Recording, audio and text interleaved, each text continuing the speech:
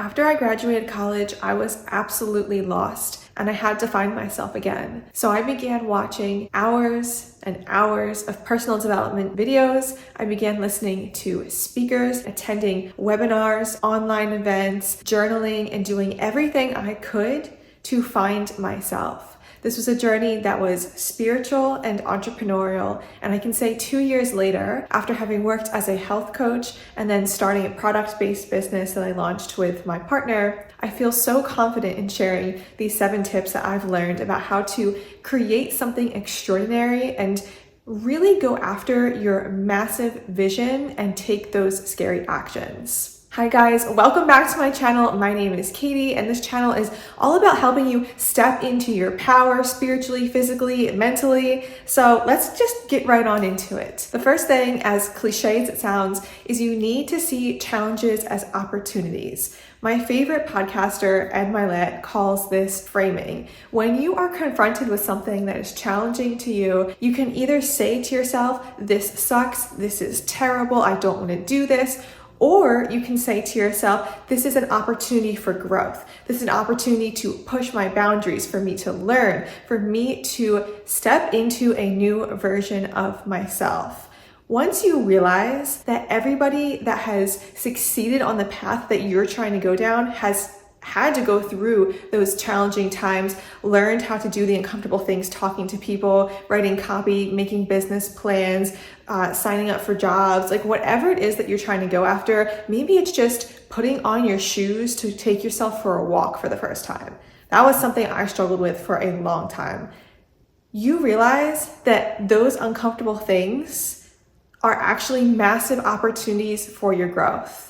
So every time you start to feel uncomfortable, ask yourself, is this discomfort something that doesn't serve me? Or am I just feeling uncomfortable because I've never been here before? The second thing, and this is hard to hear, but you need to rest when you're tired, not when you're bored, not when you're confused.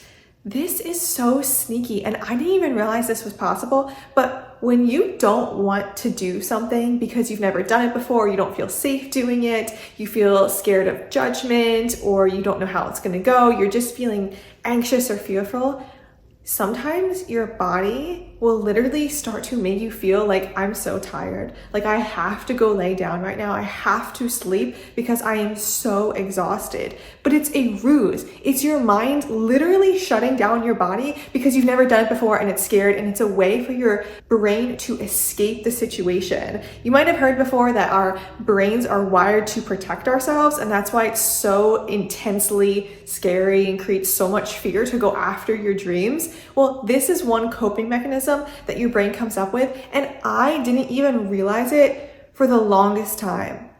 Now, I'm not saying don't rest. Resting is critical. When you nap, your brain literally washes itself, cleanses itself. You wake up feeling better. This is a beautiful thing. But I'm telling you, don't waste your whole day away resting because you think that you're so tired and you don't have any energy, when the reality is you do. You're just scared and you haven't confronted those feelings. Also, on the topic of resting, you might be surprised to learn that the people that are ahead of you in life are taking more breaks than you. And the reason I say this is because when you take a little rest to reflect, you can learn from what you did in the past, and then you can also set your intentions for the future. And you can do that through journaling or just closing your eyes and being with yourself, meditating. So really tune in how you're resting. When you're tired, you will know so because you will have done a full day's worth of work. You'll have done something really cognitively challenging, you will have done something that will have drained your energy. Another thing is you might be shutting down because you just don't know what to do. Like you have this big vision of where you want to go, but you haven't broken down the little steps, and that confusion also prevents you from taking action, so your body shuts down. Okay, number 3. Reward yourself after you have taken a little action step. So as I said before, you want to break down your big goals into little steps that you can accomplish in bite-sized pieces. However, If it's not something that is a fun thing to do that gets you going, you're gonna need to make sure that you are training your brain, literally wiring it to enjoy that process by getting a reward afterwards. So you can actually prepare yourself by saying, okay, I really want to have a nice warm cup of hot cocoa, but I'm not gonna get it until I film that video, I write that email, I contact that person, right? So you are telling yourself, I can't have it until I do the thing I need to do. You do the thing and then you reward yourself and you feel extra good, and you make an association in your brain between the productivity and the thing that you like, and that will help set you up for success. And it will also motivate you to get the thing you don't want to do done faster, because you have such a strong craving for whatever it is that you want, whether it's food or a movie, something that is going to, light up your brain, even if it's a scroll on like some short form video feed. Okay, number 4, push yourself past what you think you're capable of doing. And this one is tricky, but you'll know when your brain starts to tell you, okay, I'm done, I'm tired, I'm fatigued. The best way to hear this is like when you're in the gym or you're exercising, you're going to hear yourself start to say, I can't do anymore. That is when you always try to push yourself to do one more. So if I'm doing 10 reps, go for 11. That is going to show you that your brain is the most powerful thing, that you are in control, not the thoughts that are rising up. Those thoughts are, again, a way for your brain to protect you from fatigue and exhaustion and places that you haven't been before, but you always have one more in the tank. And then you can take this skill and you can try to transfer it into your business life, your career, whatever it is that you are working on right now, so that you can improve a little bit more. You can progressive overload your self-development. So instead of doing an hour's worth of work in one sitting, maybe you can do an hour and a half. Then you'll be able to get better, get more comfortable, and train yourself to go past what you thought was possible. And then the second thing is, this builds up so much more momentum than you think you do. So for example, with the gym, if you did one extra rep every single day, that could be 365 extra squats, extra push-ups, extra minutes on the treadmill. Imagine how much further you would be at the end of the year when you have accomplished those things over time. That is going to put so much distance between you and the person you're competing against, whether that is just your old self or somebody that's actually going against you. If you want to be stronger, put in those extra reps. If you want to have more contacts, make those one extra contact every single day. That is how you make that little itty bitty progress. Always try to do a little bit extra. 5, you have to surround yourself with winners, because the people that surround you, the standards and beliefs that they set, are the standards that you are going to either rise up to or fall down to. Peer pressure is such an underrated force in our lives, because it drives us to take actions that we wouldn't normally take without other people pushing us to be there. And so when you surround yourself with people that are also driven, that are seeking to be healthier, happier, more free in their lives, then you are also going to be on that level. And for me, this has been such a hard thing to do, because not a lot of people are young entrepreneurs starting to create a product-based business, working with manufacturers and, doing all this crazy stuff, taking risks. And so sometimes it can feel hard to relate to people.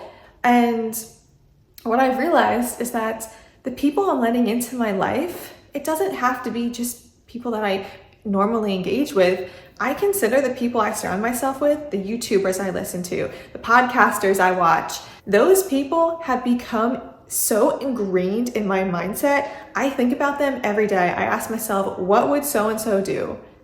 And then I use that to help me make better choices. I consider these people to be my friends. And as a matter of fact, I don't care if this sounds crazy, I like to imagine myself one day actually being their friends, being on their podcast, going out to lunch with them, going on vacation with them.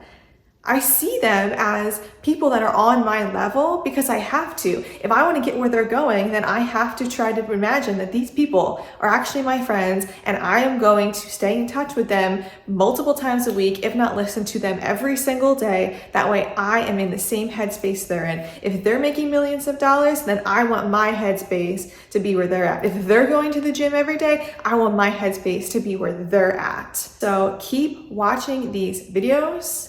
Keep showing up in spaces where there's other people that are going to push your standards to the next level. My next tip for you is by far my favorite, and it is reverse engineer the life that you want to have. I once heard something so amazing. It is easier to 10x your life than it is to 2x your life. And the reason being is because if you were to just 2x whatever result you'd have accomplished, whether that's like physical or in your career, you would just do 2 times as much. You know, you could go to the gym or work on your diet twice as hard. You could work twice as hard at work. But if you wanted to 10x those results, if you wanted to be the best of the best, you would have to see who is that version of myself, write down a list of who they are, and also write down a list of who they're not. What don't they do? And then eliminate all of those things. Do you see how it becomes easier to eliminate the things that aren't taking you where you want to go than just to try to work twice as hard? I read recently, it's just as time-consuming and effortful to rent out a building with 1,500 apartments as it is 50 apartments. So why would I go for 50 when I could go for 1,500, make more impact, make more money, help more people? That is the type of mindset that you need to be in if you want to grow exponentially. And so that is what I'm always challenging myself to do. Obviously, I'm not perfect, and I have moments where it's like, okay, I just binged on social media scrolling, or I didn't do what I said I was gonna do. That's just when you get back up and you go back to the list, the literal list, and you figure out what is it that I need to be doing right now. You see this right here in the background, this piece of paper? This is my 10x business list. This list has on it, make a specific amount of money that I've never seen in my life before. And I'm already making moves on doing these things. This list, I probably made this maybe 2 months ago. I don't know. Regardless, before then, I was stuck in a very smaller mindset. And until I did this 10x concept of who would I be if I was, as big as I could be, and I made this list, I mean, that's just when everything changed for me. So, and it pushes you because it pushes you further because you have a bigger vision of who you could be that is even more compelling. Now, I want to leave you with one last piece of advice. When you're going for your big dreams, you should be making decisions that leave you questioning your sanity.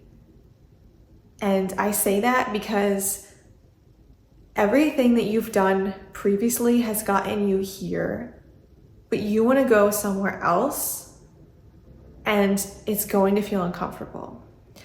Everything that you do now is probably condoned by your parents or your friends, but they've probably never been where you want to go. So it's going to feel like you are going totally against the grain and you are making the craziest decisions. It's okay. It's supposed to be that way. So, as I said at the beginning of this video, lean into the challenges because they're opportunities. This is going to make such a fabulous story one day when you're telling your kids about how you accomplished whatever it was, losing weight, getting the career, getting the business, finding the partner. It's going to be such an amazing story to tell. Think about every detail you're going through now and how when you overcome it, it is going to be so inspirational for somebody else. And if that doesn't get you going, I don't know what will. Okay, I hope you enjoyed today's video and I will see you next week. Mwah. Bye.